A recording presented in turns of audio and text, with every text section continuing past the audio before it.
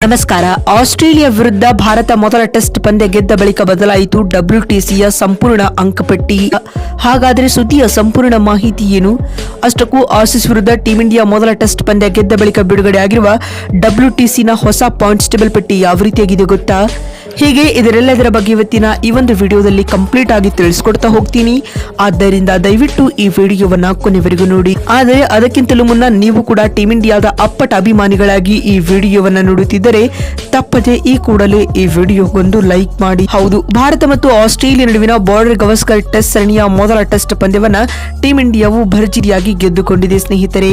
ಭಾರತ ಓಪ್ಟಸ್ ಅಂಗಳದಲ್ಲಿ ನಡೆದ ಈ ಒಂದು ಪಂದ್ಯದಲ್ಲಿ ಟೀಂ ಇಂಡಿಯಾವು ಆಸೀಸ್ ಪಡೆಯನ್ನ ಬರೋಬ್ಬರಿ 295 ರನ್ಗಳಿಂದ ಸೋಲುಣಿಸಿ ಟೂರ್ನಿಯಲ್ಲಿ ಶುಭಾರಂಭವನ್ನ ಮಾಡಿದೆ. ಇದರೊಂದಿಗೆ ಪರ್ತ್ ಅಂಗಳದಲ್ಲಿ ಇದೇ ಮೊದಲ ಬಾರಿಗೆ ಟೀಂ ಇಂಡಿಯಾ ಟೆಸ್ಟ್ ಗೆದ್ದ ವಿಶ್ವ ದಾಖಲೆಯನ್ನ ಕೂಡ ನಿರ್ಮಿಸಿದೆ. ಬಂಧುಗಳೇ, ರೋಹಿತ್ ರವರ ಅನುಪಸ್ಥಿತಿಯಲ್ಲಿ ಟೀಂ ಇಂಡಿಯಾವನ್ನ ಮುನ್ನಡೆಸಿದ್ದ ಜಸ್ಪ್ರೀತ್ ಬುಮ್ರಾ ರವರು ಆಸ್ ಎ ಯಶಸ್ವಿ ಕ್ಯಾಪ್ಟನ್ ಆಗಿ ಈ ಒಂದು ಪಂದ್ಯದಲ್ಲಿ ಮೂಡಿ ಬಂದಿದ್ದಾರೆ. ಅಲ್ಲದೆ ಪಂದ್ಯದ ಪುರುಷೋತ್ತಮ ಅವಾರ್ಡ್ ಕೂಡ ಬುಮ್ರಾ ಬಾಚಿಕೊಂಡಿದ್ದಾರೆ. ಮತ್ತು ಈ ಪಂದ್ಯದಲ್ಲಿ ಟೀಂ ಇಂಡಿಯಾದ ಸ್ಟಾರ್ ಆಟಗಾರರಾದ ವಿರಾಟ್ ಕೊಹ್ಲಿ ಹಾಗೂ ಯಶಸ್ವಿ ಜೈಸ್ವಾಲ್ ಸ್ಫೋಟಕ ಶತಕಗಳನ್ನು ಸಿಡಿಸುವ ಮೂಲಕ ಟೀಂ ಇಂಡಿಯಾ ತಂಡದ ಪರ ಟಾಪ್ ಸ್ಕೋರರ್ ಎನಿಸಿಕೊಂಡಿದ್ದರು. ಸ್ನೇಹಿತರೆ, ಇದೀಗ ಭಾರತ ಮೊದಲ ಟೆಸ್ಟ್ ಪಂದ್ಯ ಗೆದ್ದ ಬಳಿಕ WTCಯ ಪಾಯಿಂಟ್ಸ್ ಟೇಬಲ್ ಪಟ್ಟಿಯಲ್ಲಿಯೂ ಕೂಡ ಮಹತ್ವದ ಬದಲಾವಣೆಗಳಾಗಿವೆ.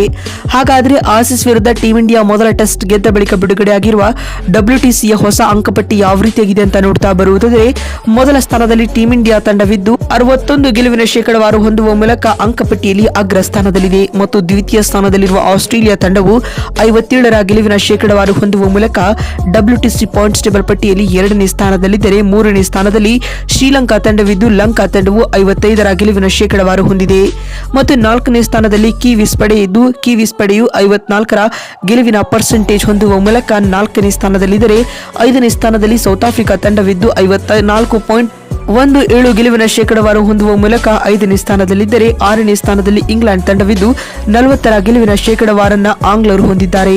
7ನೇ ಸ್ಥಾನದಲ್ಲಿ ಪಾಕಿಸ್ತಾನ ತಂಡವಿದ್ದು 33ರ ಗೆಲುವಿನ ಶೇಕಡಾವಾರ ಹೊಂದಿದ್ದರೆ, WTCಯ ಅಂಕಪಟ್ಟಿಯಲ್ಲಿ 8ನೇ ಸ್ಥಾನದಲ್ಲಿ ಬಾಂಗ್ಲಾ ಪಡೆಯಿದ್ದು ಕೇವಲ 27ರ ಗೆಲುವಿನ ಶೇಕಡಾವಾರು ಹೊಂದಿದೆ. ಮತ್ತು ಕೊನೆ ಹಾಗೂ 9ನೇ ಸ್ಥಾನದಲ್ಲಿ ವಿಂಡೀಸ್ ತಂಡವಿದ್ದು ಕೇವಲ 18ರ ಗೆಲುವಿನ ಶೇಕಡಾವಾರು ಹೊಂದುವ ಮೂಲಕ ವೆಸ್ಟ್ ಇಂಡೀಸ್, ಬಾಂಗ್ಲಾದೇಶ್ ಮತ್ತು ಪಾಕಿಸ್ತಾನ ಹಾಗೂ ಇಂಗ್ಲೆಂಡ್ ಮತ್ತು ಸೌತ್ ಆಫ್ರಿಕಾ ತಂಡವು WTCಯ ಫೈನಲ್ ರೇಸ್ ನಿಂದ ಬಹುತೇಕವಾಗಿ ಹೊರಬಿದ್ದಿವೆ ಸ್ನೇಹಿತರೆ.